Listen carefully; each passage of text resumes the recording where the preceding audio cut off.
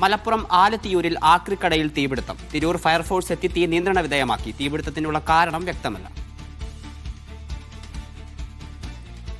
വിവരങ്ങളുമായി യൂനസ് അഹമ്മദ് ചേരുന്നുണ്ട്.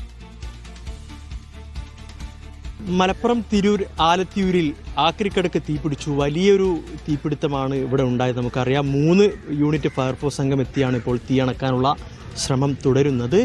വലിയൊരു തീപിടുത്തം തന്നെയാണ് ഉണ്ടായത്. ഉച്ചക്ക് 12 മണിയോടുകൂടിയാണ് ഈ തീപിടുത്തം ഉണ്ടാകുന്നത്. അതോടൊപ്പം തന്നെ ഈ സമീപത്തെ പ്രദേശവാസികളാണ് ഈ തീപിടുത്തം അറിയുന്നത്. ഉടൻ തന്നെ അവർ ആ തീ അണക്കാനുള്ള ശ്രമം നടത്തിയെങ്കിലും ഫലം കണ്ടില്ല.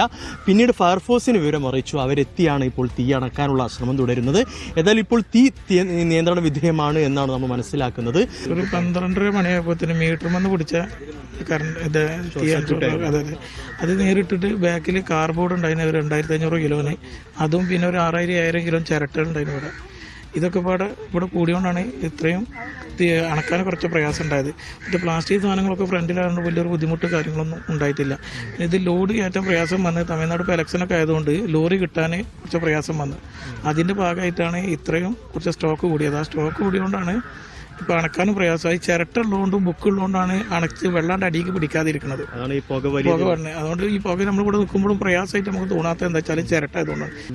നഷ്ടം എന്തായാലും 10-20 ലക്ഷം ഉറുപ്പോളം നഷ്ടം വരും. കാരണം എന്താ വെച്ചാൽ ഷെഡും കാര്യങ്ങളൊക്കെ പാടല്ല നഷ്ടപ്പെട്ടത്.